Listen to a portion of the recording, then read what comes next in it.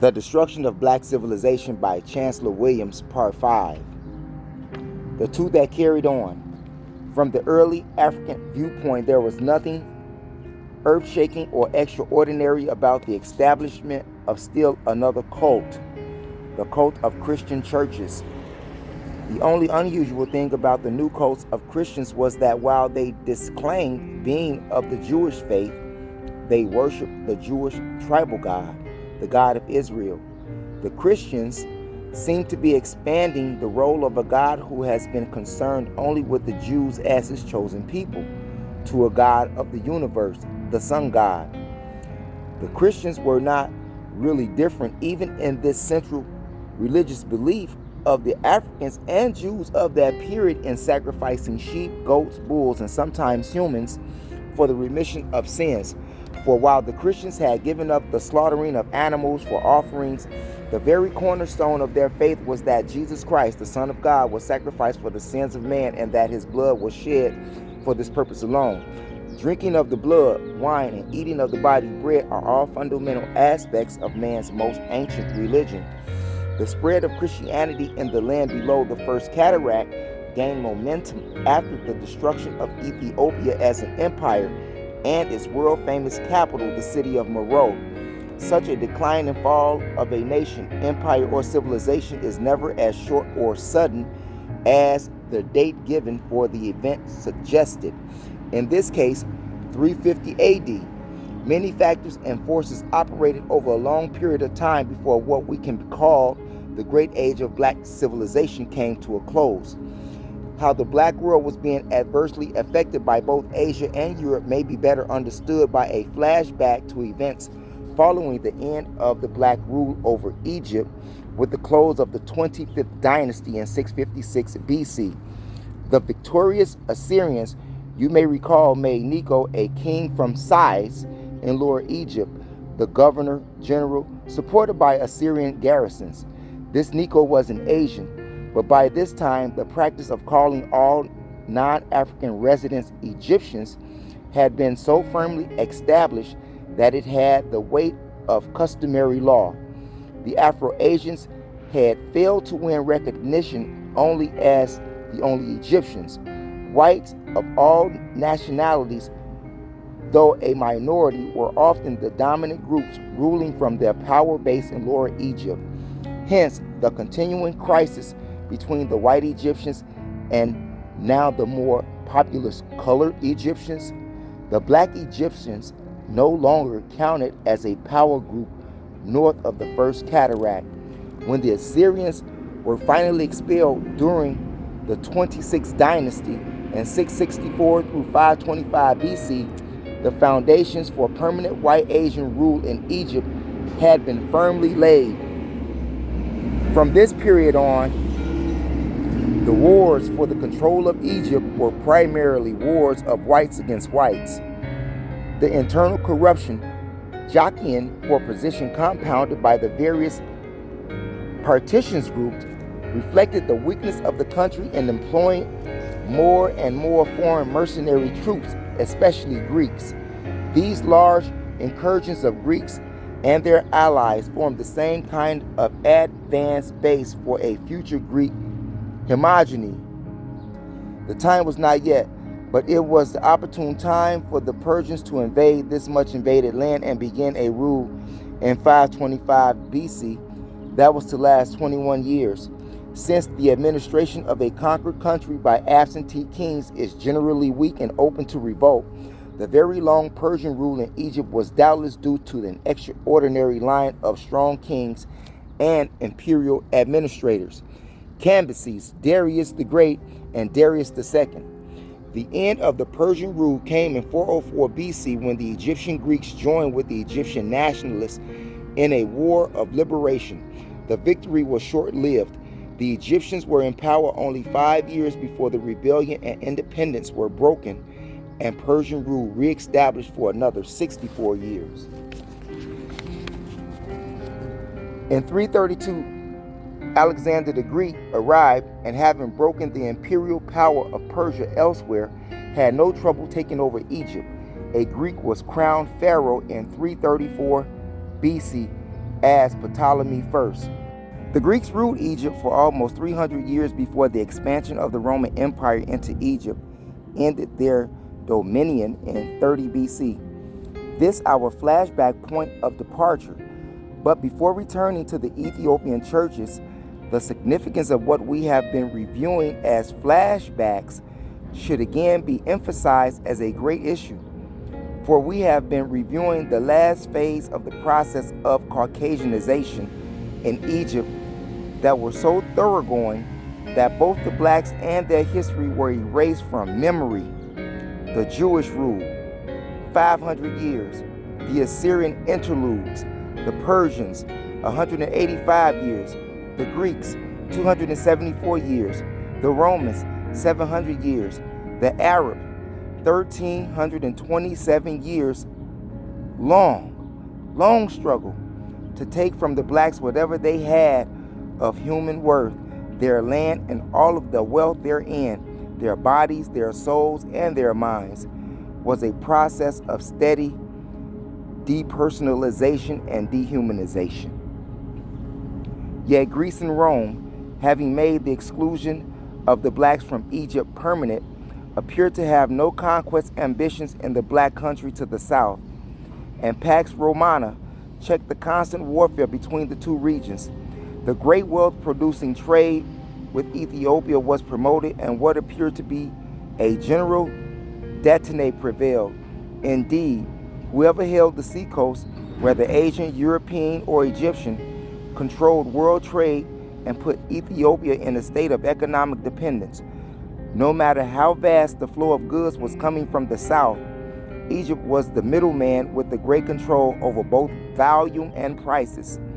Both the Greeks and Roman rulers of Egypt left Ethiopia to play its own role, and we have seen what that role was during a thousands of years unbroken progress directed from Meroe.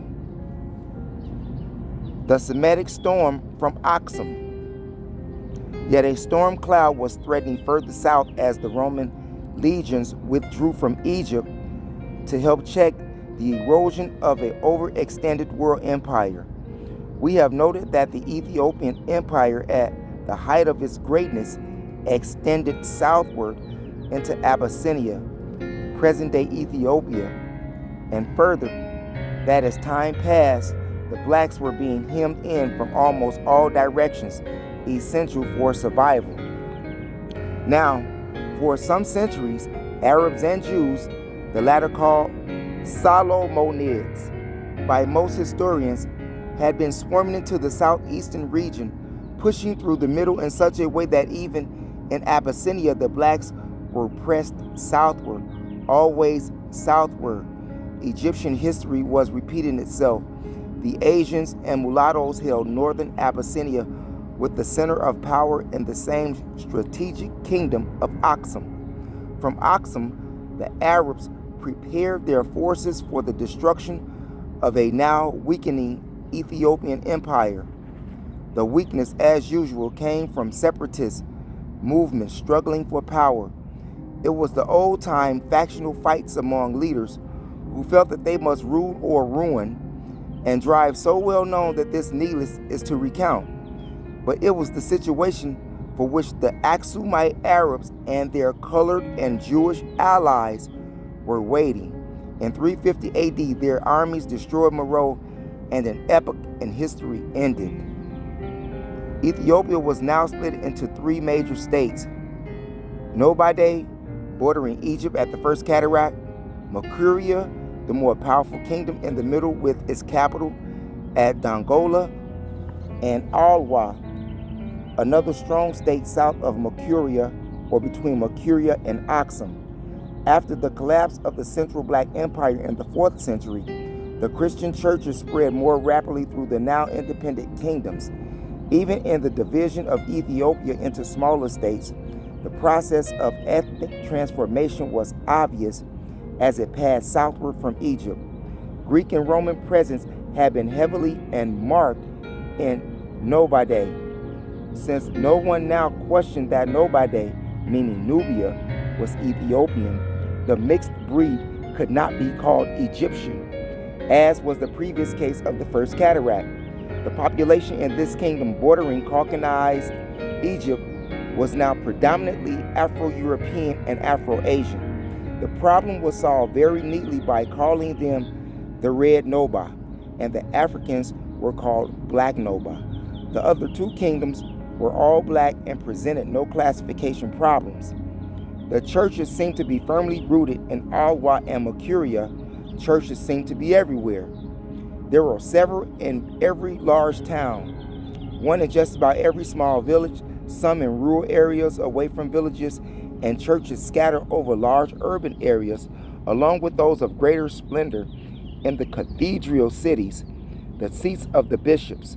Right administration and control of African Christianity was assured by establishing the head of the church in Lower Egypt, the Patriarch of Alexandria, with no power to appoint all bishops in Africa.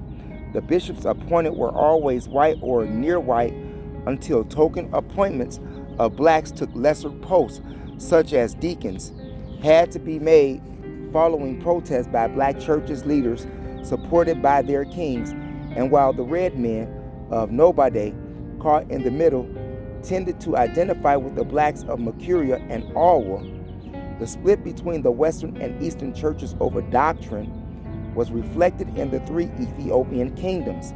This meant that the religious strife tended to alienate monophysite Nobody from Orthodox Makuria.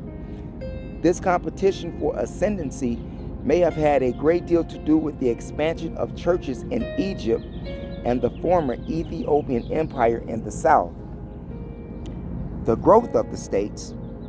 These southern kingdoms also carried on much of the old Ethiopian tradition of rapid reconstruction after destruction. They continued the expansion of caravan routes for external trade across the Sahara to the western black world to offset the Egyptian seacoast monopoly.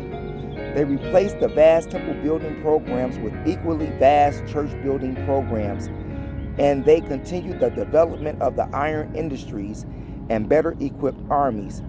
Egyptian, Asian, Greek, and Roman influence was marked on African institutions in Nobody, as it was on the complexion of most of the people living in this fringe kingdom. Nobody, then, is a classic example of external influence on African institutions, just as it had been on Egypt. It is an influence that could be praised to the high heaven, as the eclectic process of civilization itself had not the Caucasians resorted to thefts and lies in their vain and ignoble attempts to preempt the whole field of human progress as being theirs and theirs alone. In the 4th century AD, the areas of black power had been pushed out of Egypt down to where the kingdoms of Makuria formed its borders with Nobody. Here the concentration of blacks began, just as though a southward movement of the race was a decree of providence. Here once again they took their stand. Here again, even in the lands which were officially Christian, black battle lines had to be formed again for the defense. The Aksumite colored Solomonids and Arabs had retired after the destruction of the Black Empire. The more immediate danger was still Egypt. This was true also from the viewpoint of Christendom, for white Egyptian control over the churches reflected the same policies that were to follow through the centuries into our own times. No church-sponsored theological school for the training of African clergy. By thus preventing educational opportunities, they could always maintain that the blacks were simply not qualified for this or that high post. In religion, as in every other field, the system deliberately prevented qualification in order to declare the lack of qualification on the part of blacks in all regions under white control or in all institutions. In this case, the church, over which white power prevailed. There were situations, however, in which some blacks overrode the obstacles to become bishops in either all black or predominantly black countries. In discussing mass migration from Egypt, I hope no one has forgotten the countless thousands of blacks left behind in both Upper and Lower Egypt. Not only then, they are present there today, but as a submerged group. That they were exceptions. There were exceptions to this general status has also been emphasized. The people who accepted a slave or inferior status as their lot in the society were the kind Aristotle had in mind when he referred to men who were born to be slaves. On the other hand, those blacks who migrated or fought to the death rather than to accept slavery were those who were born to be free. The most important point missed by many quoting this most quoted passage from Aristotle. It was these born to be free blacks who, as have been seen, not only beat back the enslaving invaders over and over again, but just as many times either conquered their would-be enslavers or drove them back into Asia. The fall of the Black Empire did not mean that the blacks had surrendered. The fragmented kingdoms were still to carry the fight to the enemy, and they were still to fight their way again across Egypt as far as to where the ancient city of Memphis once stood. Still others remained in the conquered regions simply because they refused to leave their ancestral homes, come what may. By the 7th century, the blacks had achieved a major goal by incorporating Nobody with Mukuria and thus re-establishing what had become the recognized boundary between Ethiopia and Egypt at the First Cataract.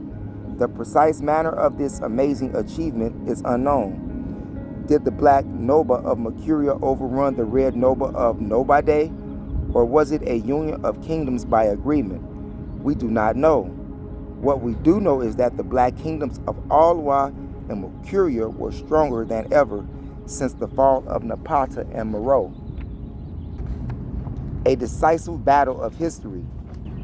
Egypt, on the other hand, was undergoing one of her periodic convulsions from an invasion, the most faithful one to which we have already referred to as the Muslim invasion of 639 through 42 AD. This conquest, as was usually the case, had been made easier by a still previous Persian invasion, 619 through 629 AD.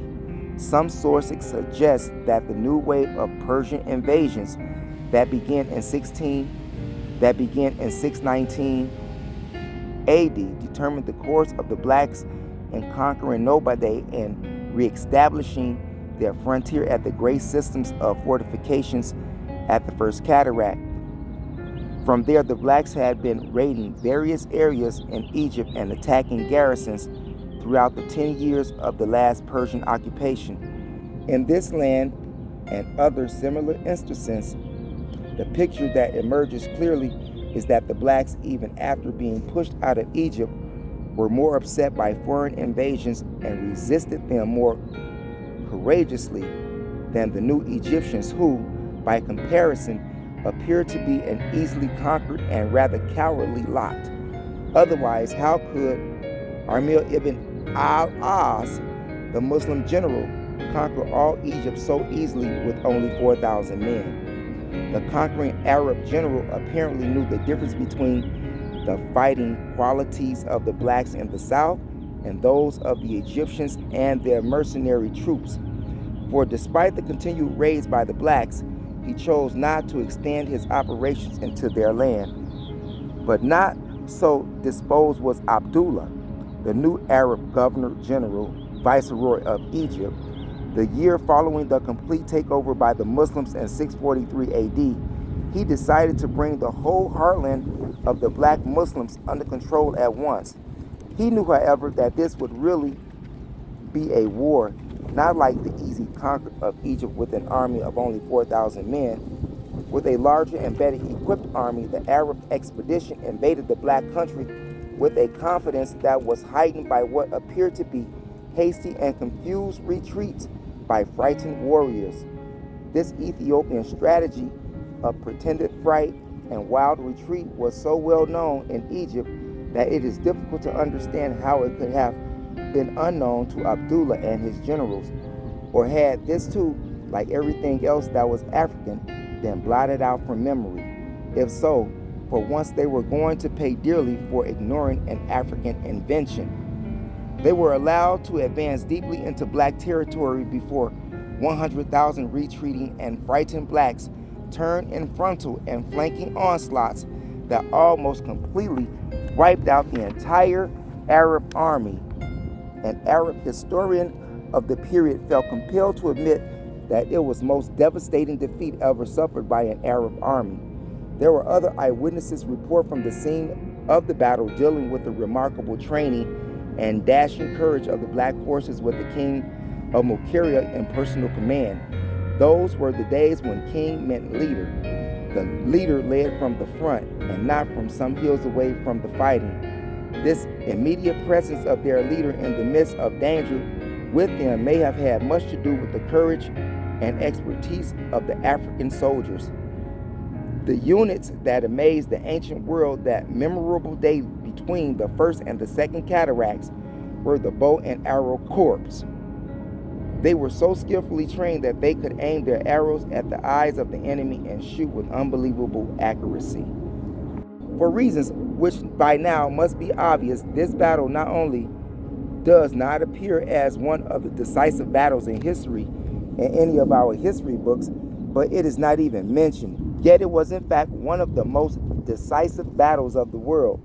The defeat of the hitherto undefeated Arab forces was so disastrous that it took them 8 years to recover, reorganize, and regain the necessary courage to attack the blacks again and thereby avenge the awful defeat and near annihilation on the plains of Mokiria in 643 AD. This African victory furthermore delayed the Arab conquest in the Black South and spurred the development of subsequent events in both of the southern kingdoms.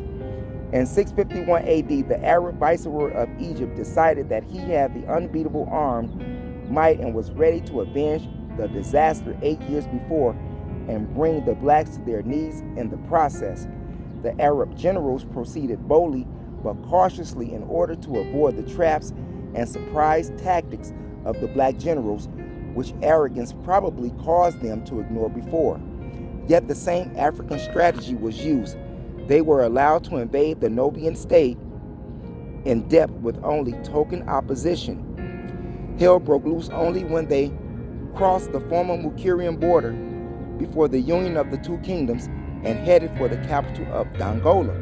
However, the Arabs captured it and destroyed all of the principal public buildings, including the great cathedral. They had brought along huge catapults for the express purpose of raising all brick and stone edifices that were the pride and glory of black civilization. With the fall of their capital city, the seat of the government, the blacks were expected to surrender. But King Kalidosos, the African leader, and his generals had no thought about surrendering or any doubt that they could defeat the Arabs again. The spirit of their decisive victory over the Arabs in 643 AD still fired the black armies. The king withdrew from his burning capital only to regroup and plan strategies for a no-surrender war. As the fighting continued with the increased fury on both sides, it became clear to the Arab generals that victory over the blacks could never be won on the field of battle. Again, their previous defeat by the blacks was still playing a determining role in the Arab-African relations. An armistice was declared and a treaty of peace was signed by the now undefeated equals, Abdullah for Muslims, Egypt, and Kalidosis for the Christian kingdoms of Ethiopia. Mukiria and Kalidosis for the Christian kingdoms of Ethiopia, Mukiria and Alwa. The Arabs had in fact lost the war, for with carefully trained and overwhelming forces filled with vengeance for the previous disaster, they were still unable to defeat the blacks and bring their country under Muslim control. The historic significance is twofold. The psychological effects of being defeated by the blacks twice on broad national fronts caused the Arabs to adopt a peaceful relationship with these countries that lasted 600 years. The treaty included provisions that were the basis for the expansion of slavery and the peaceful conquest of the Sudan. Goals which could not be achieved directly on the battlefield were to be achieved indirectly by Arab traders and Muslim missionary brotherhoods. In a previous discussion, I wondered out loud whether the black race is lacking in one quality that seems to distinguish Caucasians and explain the reasons for their long domination of the earth. Their deep concern about their posterity, the future role and welfare of their white offsprings to the farthest generation. Their plans and other policies for today's world are often based on expected outcomes centuries hence. The blacks as a race, on the other end, have been so split up and preoccupied with current problems that they seem to have lost this deep concern about the future of their descendants.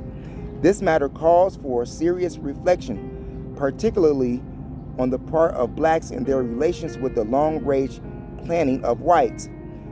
From the earliest times and in almost every period of history, we find the whites carefully developing plans for future results which none expect to see realized in their lifetime.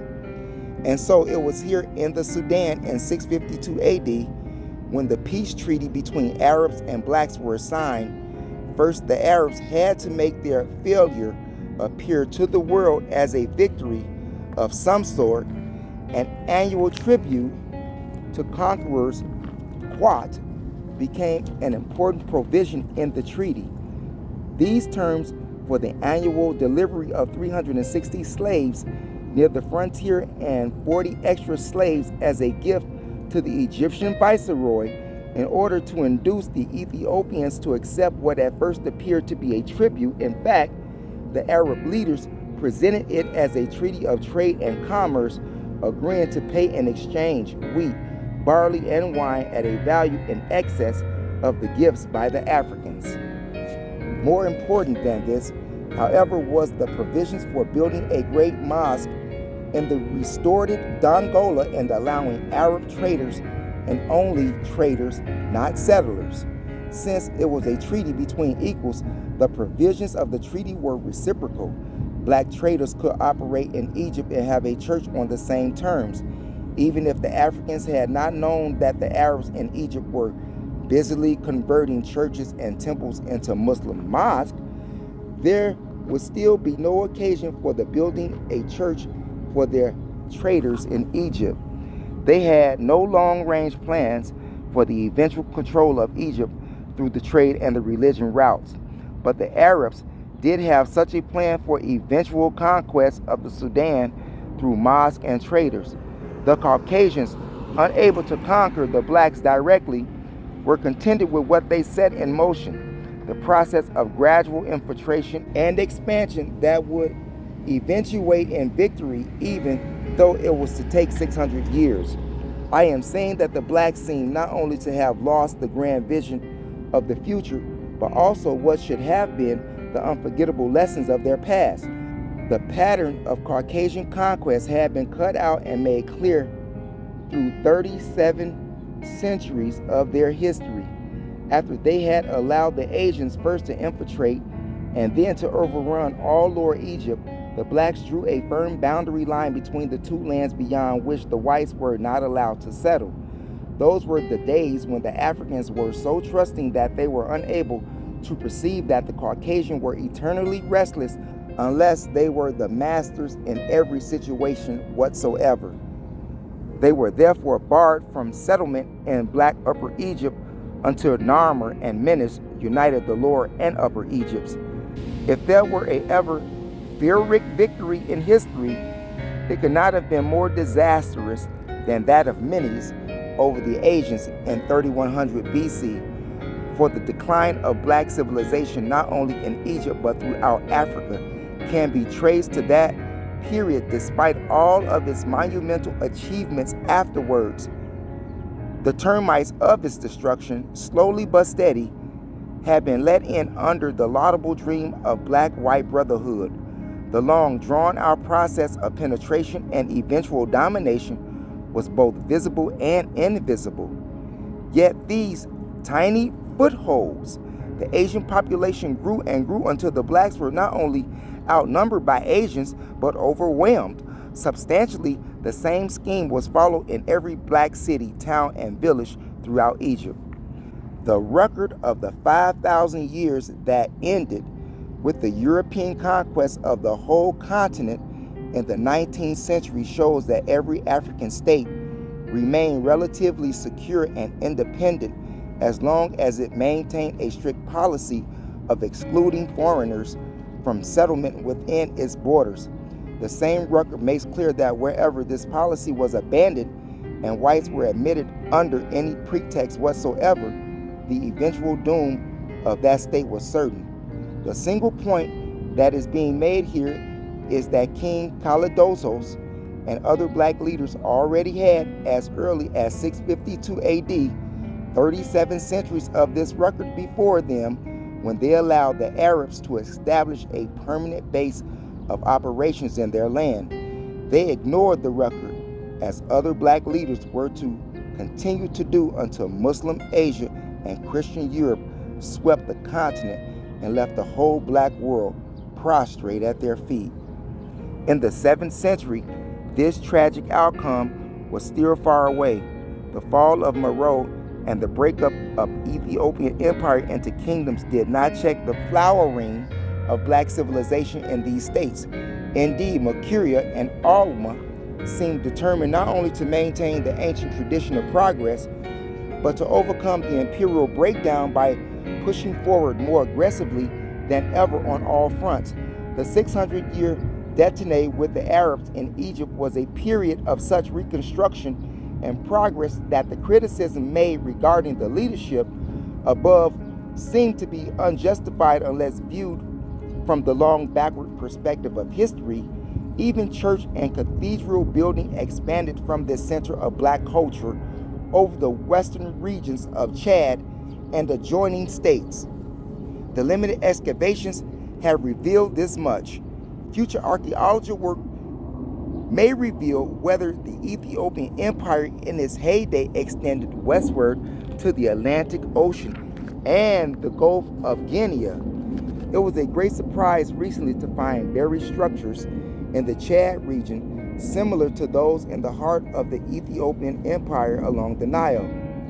Between 700 and 1200 AD, Mercuria was more empire than kingdom. It was organized into 13 major states with a sub-king over each and the king of kings over all. The traditional African council was the final authority. No matter how powerful the king might seem to be, the great and colorful power soul of the king of kings had to be wider than those of the divisional kings, and theirs was larger than any lesser officials. Sirius was king of kings in 745 when Omar, the governor of Egypt, stepped up the persecution of Christians in Egypt in what amounted to a Muslim holy war, destroying churches or converting them into mosques, and even putting the patriarch in prison. Since the patriarch in Egypt was the head of all Christian churches in Africa, the Africans regarded this latest onslaught against the churches as an insult as well as a breach of peace treaty. Now, almost 100 years ago, strangely, the Muslims made Lower Egypt the area of greatest church destruction. When the arrogant Omar ignored all protests and pleas, the African king headed an army of 100,000 men and marched on the Arab center of power in Lower Egypt. The governor of Egypt quickly freed the patriarch and promised to leave the Christians and their churches alone. Syracuse accepted these assurances and withdrew his army from Egypt. It was during this period that an extensive body of church literature developed in the African language, and the remarkable pottery industries were expanded. Painting, like writing, was stimulated by the church, just as had been the case in the temple art. Mining was a principal source of wealth, but agriculture was the basic national activity, and there is evidence of the people's battle with the encroaching deserts. They followed the systems of the Mother Empire and overcame certain arid areas by developing the systems of terrace farming that was irrigated by water wheels constructed for high places. They were successful enough to produce a surplus of agricultural commodities for export trade. Cotton had been produced from ancient times, and cloth making and other weaving arts were among the oldest crafts. That glass was made is certain, but the extent of this enterprise is not indicated by the archaeological findings. The report of Arab scholars on the cities of the blacks during these early centuries are significant for two important reasons. The first is that, like the European explorers, geographers, and others referred to earlier, they were not concerned with writing African history, and nothing could have been further from their intentions than glorifying the achievement of the blacks. But their mission was to make factual reports on the conditions and exploitable possibilities of Africa to their home countries. Such reports would be the basis for future penetration, exploitation, and conquest. The second highly significant fact about the accounts of Abu Salah ibn Salim and other scholars between the 7th and 15th centuries AD is that, unlike the cases of Egypt, none questioned either the greatness or the origin of this black civilization. Those familiar with the traditional African religion might question whether Christianity was in fact external to Africa. In any case, the beautiful churches they saw spread over the land of the black gods had become almost completely Africanized for those gods. The prosperity the Arabs visitors reported, the magnificent stone and brick palaces, temples, churches, cathedrals, wide avenues lined with palm trees, government buildings, public baths, water supply systems, beautiful gardens, countless craft industries, huge farms with extensive pastures where camels, horses, oxen, cows, sheep, goats, and pigs could be seen grazing lazily. All this was reported as messages with an unwritten message, such as this black paradise. Brothers of Islam, come. The prosperity in this center of the black world represented one of the last great epochs in the history of the blacks. If near the final, it was almost one of their finest hours on the stage of human progress. Here the measure of a people's genius could be taken without speculation. Here the message of who blacks were was wrought in stone and iron for the succeeding generations of blacks who were to lose their very identity in the blood and tears of unbroken oppression. The Arab scholars were properly amazed at a way of life so superior to that of their own homeland. It was something to be amazed about, for there were not only public baths, but public latrines, drainage, and central water systems. But the most remarkable evidence of prosperity and progress was reflected in the advanced standard of living among the masses. The massive bricklaying industry had led to homes of brick and stone in cities, towns, and villages, brick houses and larger houses for the great common people. In the 8th century, this was something for the visiting Arab scholars to write home about. It would be something to write about anywhere in this last part of the 20th century. However, they really did not need to report all of this. So well was it already generally known. The treaty-barring Arab settlement in the all-black countries had been ignored almost from the beginning and certainly treated as non-existing after the death of Kalidosos. The Arabs came in steady streams year after year, but in an inch-by-inch system over widely scattered areas that appeared not to cause immediate concern, but they came in unchecked and alarming waves when the great schisms in Islam led to bloody wars in the Arab world. The character of the refugee movements out of Arabia and other Arab centers of power depended upon which sect had captured the Khalifa. Let the record show, therefore, that all the Arabs that swarmed into Africa across the Red Sea and Indian Ocean were not bent on either conquest or domination. Countless thousands were fleeing there for refuge, fleeing for their very lives. Once settled there, however, they formed the ever-increasing population base for the Muslim leaders whose aim was to establish Islamic rule over the whole black world.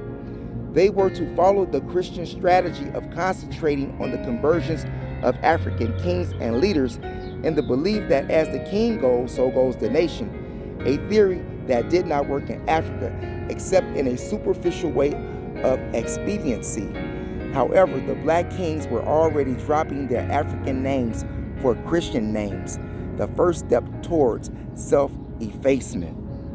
So as early as the 9th century, 831 AD, King Zachariah, alarmed at great incursions of Arabs into the Sudan, sent a delegation headed by his nephew, heir to the throne, to be the caliph at Baghdad, asking that the Treaty of 652 be respected and Arab migrations halted.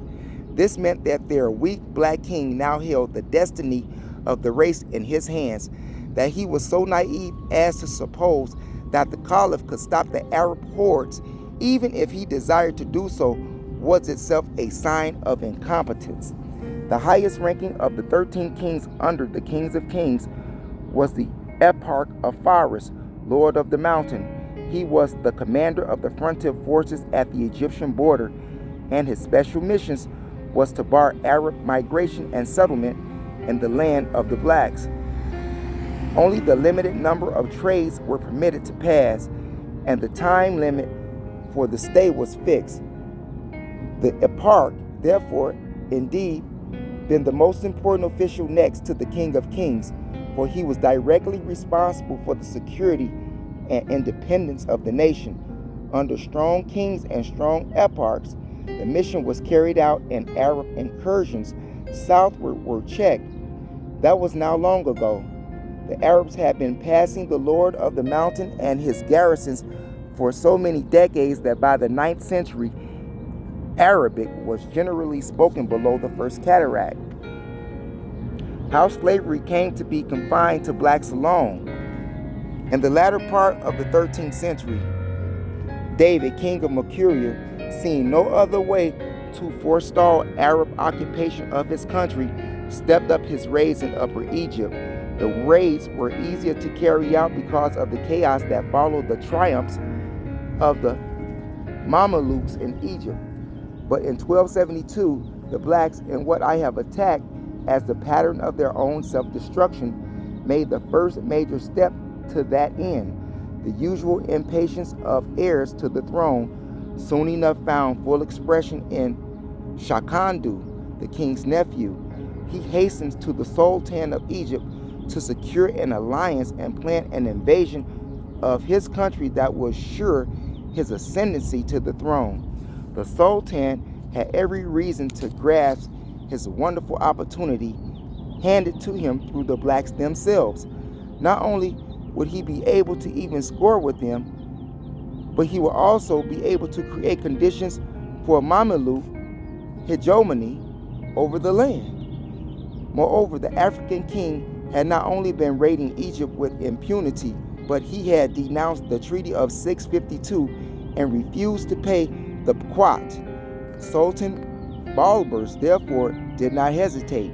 He organized a strong invading expedition with Shakandu at his head and entered black land. The struggle was long and bitter, and the Sultan's strategy in using his black army along with Shakandu's own followers made it appear to be civil war between blacks. In the end, the Sultan won through the black heir to the throne and allowed him to be crowned king as his protege. The dismemberment of the black kingdoms in the Sudan had begun. Now a rival tribute was exacted, and almost double without any pretense of being an agreement with mutual exchange. The tribute exacted was harsh, and that the blacks were promised nothing. The kingdom was then divided into two parts. The Sultan taking the northern region and his personal fief. Muslim rule now extended over Egypt and into the Sudan. The pattern was set that so was to continue into our times and probably beyond. The Arabs in the northern Sudan while the blacks were pressured into smaller and smaller areas in the southern Sudan. Once again, learning nothing from even just yesterday, the black leadership paved the way for future Arab advances into their country. The black leadership struggled for personal power and above all their own personal security and welfare precluded their concern for the welfare and future of the people. They were quite willing and ready to welcome the Arabs and to surrender their people to them in exchange for high office and limited consideration. The days of the black immortals seem to have passed forever.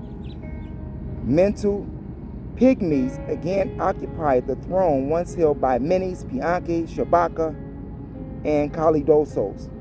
In 1304, still another self-seeking black leader journeyed to Cairo to have himself crowned as the servant king of the blacks by the Sultan al-Nasir. The Sultan sent an expedition to Dongola, a task now easier than before, and his new servant was crowned as King Ahmai. It should be noted here that the Mameluke rulers' effective power was confined to Lower Egypt, and that independent Arab tribes by which Bani Khans were the most powerful held all Upper Egypt. There were only nominally the sultans. In order to put an end to the endless coups and counter-coups among the blacks, the decision was reached to overwhelm the south with united armies from both Upper and Lower Egypt and step up the Islamization of the blacks, putting Muslim kings on the throne. In 1316 AD, the objectives were realized when Dongola was again raised for the fifth time in Karembes. The last black Christian king was put to flight. A black Muslim, Abdullah, was made king temporarily while awaiting the pleasure not of the Sultan, but of the powerful chief Khans al-Dawa of the Bani Khans Arab tribe. His pleasure was to put the black Muslim king to death and assume the kinship over the black himself. Over the blacks? This statement is misleading. This was no longer the land of the blacks. White and colored Arabs now constituted the majority.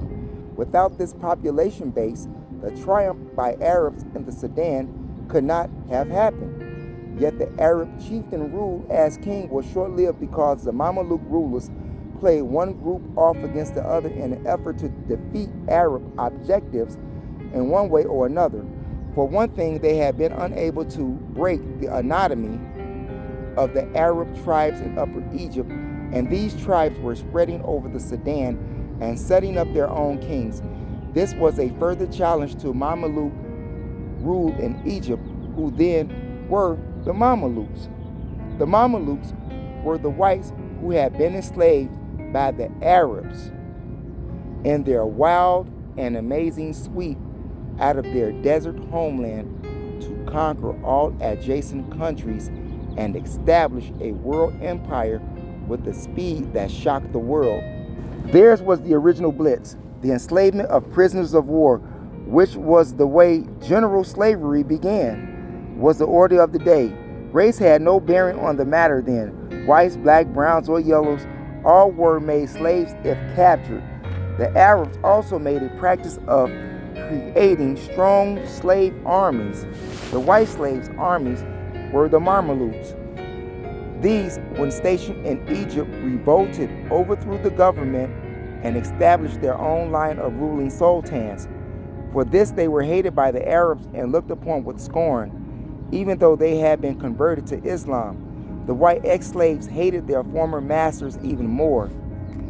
This white slave revolt and its historical significance are underplayed, yet its impact was much that it influenced the course of modern history and black-white relations. The effect of that revolt of the black world was tragic, for the murderous onslaughts of white slaves against their erstwhile masters so shocked the white world that the general enslavement of whites ended forever. On this record is clear, White slavery ended after the Mameluke Rebellion. Thereafter, Black Africa became the exclusive hunting grounds for slaves, a situation made easy by the developments outlined in this work. All the theories of inherent Black inferiority stemmed from the urgently felt need to justify the success in confining slavery to the African race. The answer to the riddle of the centuries can be traced right here. For the great change in human history, when only blacks were enslaved, led to the general degradation of a whole people. The way was now open and easy for all the relevant branches of science and scholarship to proclaim theories of the inherent inferiority of blacks. For worse than this, since black populations were everywhere under white control, they could actually be forced into inferiority by a dehumanizing program, silently structured in all institutions and phases of white national life. The blacks were immediate victims of those diseases born of poverty and plant deprivation. Unnourished and diseased mothers carried and brought babies into the world who were both physically and mentally handicapped even before birth. The Mameluke Sultan sent another expedition in 1323 to put the African king Karamses on the throne again after his brother himself had disposed the Arab king, only to die a few days later. The coups and counter-coups still seem to be endless and not at all presuppose political phenomena characteristically confined to the blacks. Therefore, as soon as the Mameluke forces withdrew from the south, Khans al-Dawla returned, overthrew Karamses a second time, and became king again. Meanwhile, another strong Arab tribe, the Guhanya tribe, had been pouring into the Sudan in such great waves that they rapidly became the dominant Arab group below the Second Cataract. The kingdom known to histories as Mukiria was no more. It was the kingdom that, together with its more southern neighbor, battled to maintain and expand the glorious civilization of the motherland for another 1,000 years after the fall of the imperial city of Meroe. That was why it was close to the 15th century before Ibn Khaldun or anyone else could report that the Guhania Arabs were the complete masters of the land of the blacks from the First Cataract to the highlands of Abyssinia. The history of Black Egypt had been repeated in the Black South. The coming of the Caucasian, whether from Asia or Europe, or whether in the name of peace, trade, and integrated society, or in the name of Allah of the Arabs, or the God and the Jesus Christ of the Jews and Christians, no matter under what pretext they came, it meant the destruction of the highly advanced civilization of the blacks and their total degradation as a people.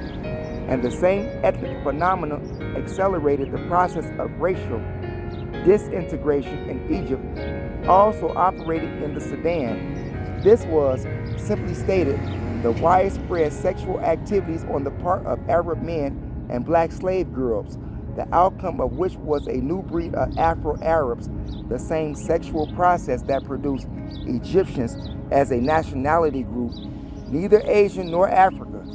In the Sudan, Arabination and Islamization had another outcome. Not only did the Afro-Arabs consider themselves Arabs and bitterly resisted being called Sudanese black, but thousands of the jet black unmixed Africans insisted on being classed as Arabs.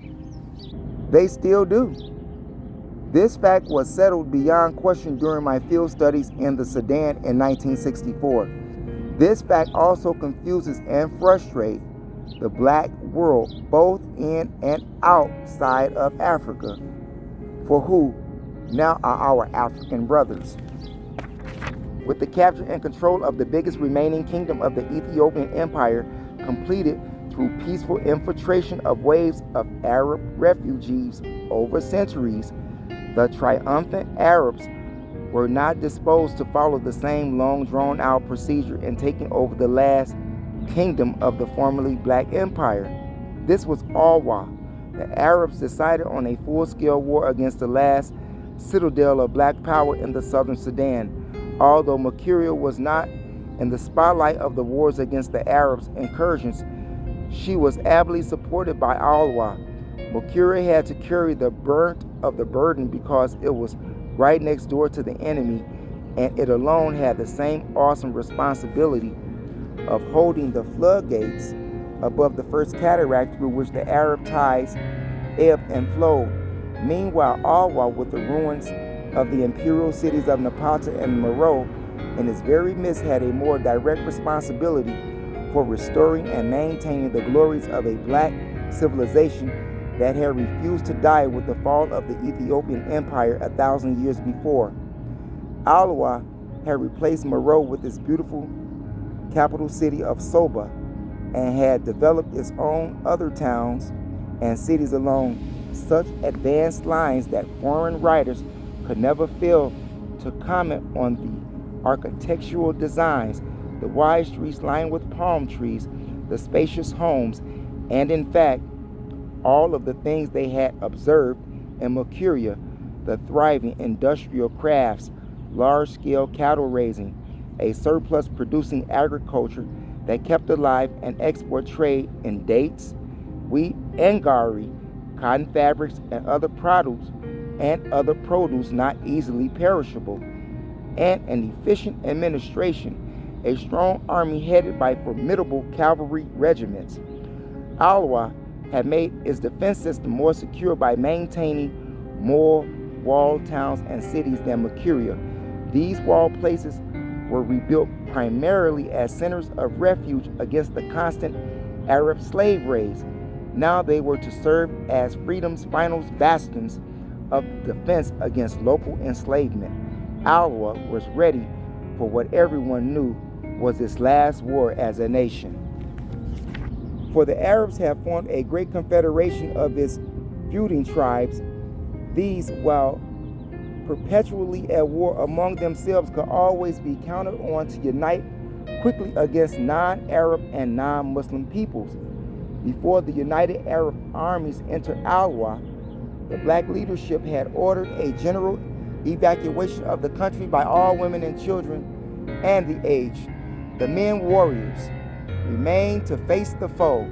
It is not known whether the traditional black women's army corps existed in Alwa. In any event, the Arabs did not find, and indeed did not expect, the conquest to be easy.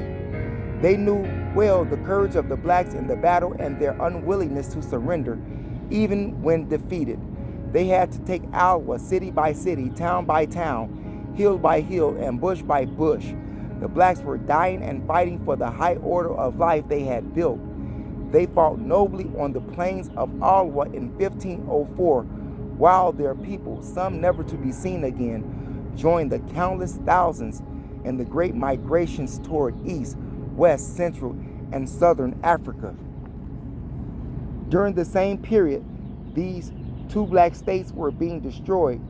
The history of the rebirth of the destroyed African states were being repeated just beyond their borders by migrating Africans who had decided to make another stand in the midst of death and danger.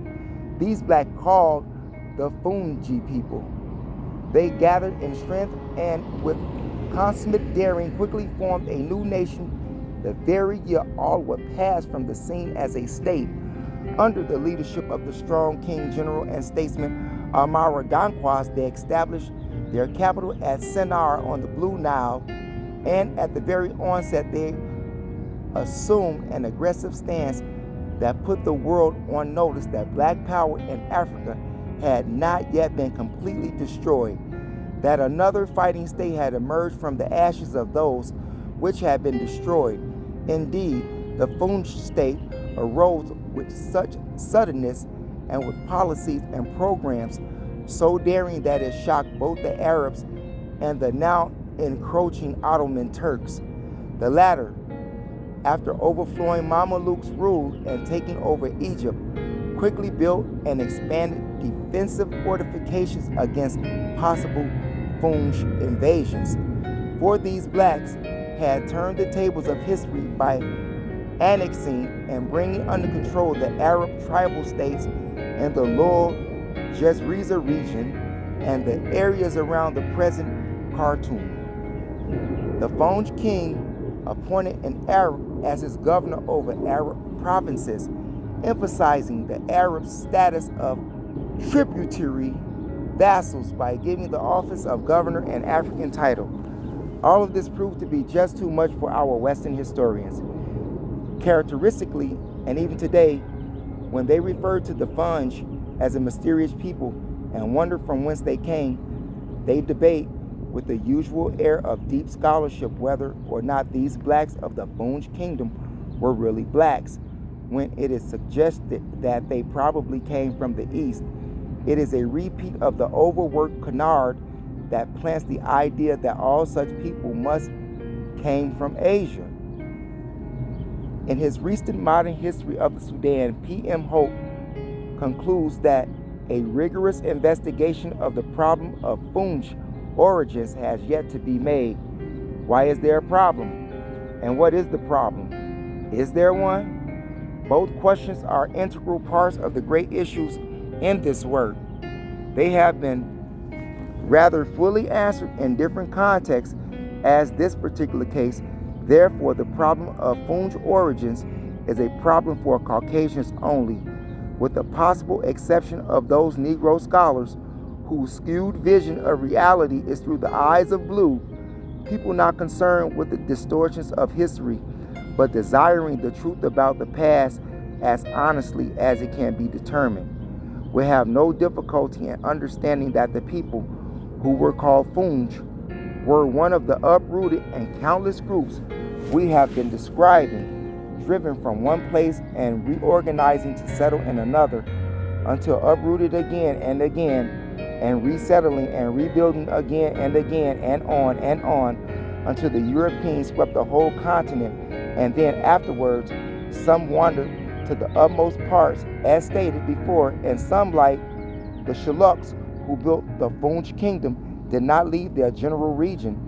If they came from the east, it was from the east bank of the Nile.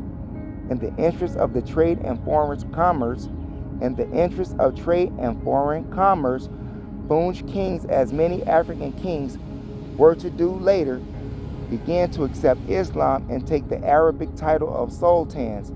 Thereafter, writers called the kingdom of Funj Sultanate.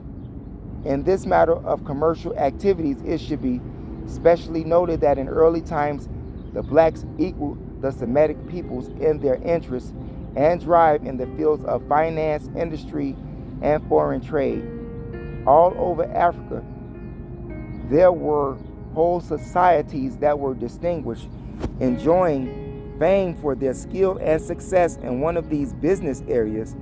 That interest and drive in large-scale economic endeavors were generally lost with other institutions that had been the basis of their advanced culture.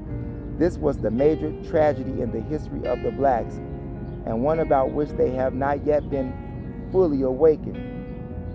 Funj or Shilluk traders roam far and wide in the great game of buying and selling. They continue prosperity on the country of the country. They continue prosperity of the country depended largely on their selling activities and neighboring states. In Egypt and over the all-important caravan route trades to distant lands, this trade was the forceful stimulant that kept the people at home, busy and happy, producing the necessary surplus in agriculture, mining, and in the craft industries of various kinds. Having become Muslims, if only in name, the Funj merchants were readily received everywhere in the increasingly Islamized world in Africa and Asia. The fact that they came from a proud and warlike state may have had more to do with the deference shown them than the fact of being Muslims. Non-Muslims, Mukuria and Alwa, had most fluency trade with the Muslim world. Their traders had also been received with respect and honor by the Arabs. It is ironic that one has to be a fighter to command greater respect. Unlike Mukuria and Alwa, The Fung King did not resist Islamization but welcomed it. Yet its African nationalism clearly transcended Islam. The number of sultans and notables who rejected Arabic names was impressive and significant. Were to speed up the pace of Arabization, not only in the Fung Kingdom but all over the Sudan. And as Arabization spread among the blacks, so did slavery and slave raidings. The Arabs' insatiable and perpetual demands for slaves had long since changed slavery from an institution that signaled a military victory by the number of captured prisoners to an institution that provoked warfare expressly for the enslavement of men, women, and children for sale and resale. Human beings had now openly become very profitable articles of trade, and the slave dealers had found shorter routes to quicker riches. The Fung, like many other black states, and since found added wealth in the slave trade and a new reason for the waging war on the neighbors for prisoners of war to further the trade. Today it is difficult to find even a small region that does not have a history of intertribal conflicts stemming directly from one group's raiding another for slaves, or attempting to either conquer another group, annex it, or enslave the whole society that was overrun. The Fung then become just another example of a role played by the blacks that not only guaranteed their own damnation, but also made the reunification of nationhood of anything else a most difficult undertaking. The difficulty becomes impossible for solution when, as soon as the yoke of the white oppression had been removed, the descendants of former black oppressors came forth as the rightful rulers as before, just as though nothing at all had happened to change the overlord status of their proud slaving ancestors. The Fung Kingdom, because of its Muslim shield and war-making machine, survived as a black state in what otherwise would have been an impossible environment for 300 years. These centuries were characterized by all groups, by all the ups and downs, internal power struggles, coups and counter-coups that beset other states. Sometimes an Arab dynasty ruled, sometimes it was an Afro-Arab line, and at other times, most often, it was a black dynasty, or what the Arabs call Hamaji. The end came at the beginning of the 19th century when the Ottoman Turks began their reign of terror in the Sudan with the seizure of Sennar by Muhammad Ali, the same Muhammad Ali who was the greatest murderer of blacks that ever set foot on the African continent. His massacre of men and women and children was on such a scale that even the white world protested.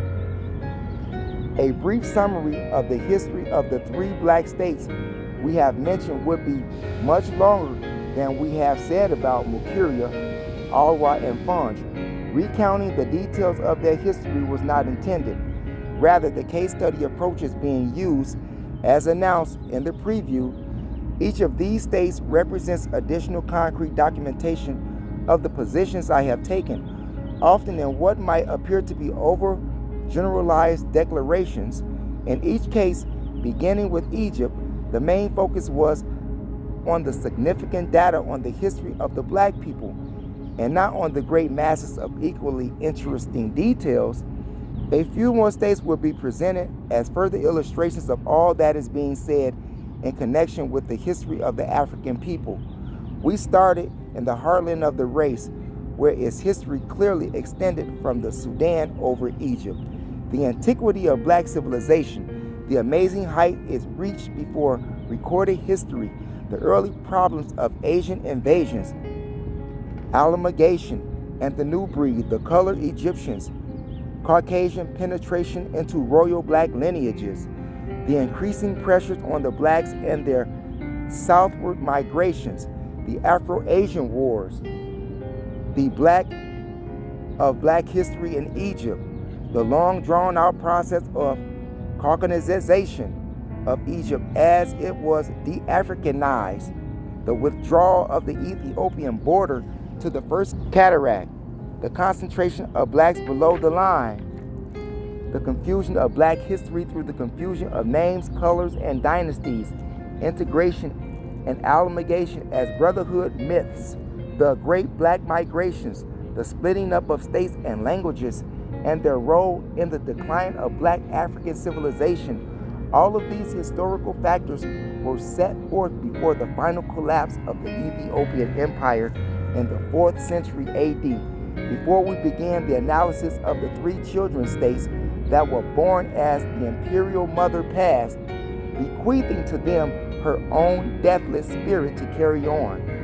The main characteristics of the histories of the blacks are reflected in those states: building an advanced system of life, then having it destroyed, building again, destruction again, migrating and building somewhere else, only to be sought out and destroyed again, moving, always moving, rebuilding and moving again and again, countless thousands giving up the struggle as utterly hopeless, internal strife increased as external pressures and threats to existence increase, and every man for himself philosophy, replacing that of eternal brotherhood in some societies, and through it all, new states forming even during the most deep, when death seemed to be a rider on every string and passing breeze, new states trying to restore yet once again their lost civilization, their written languages, their forgotten arts and sciences, the organization and study of their oral history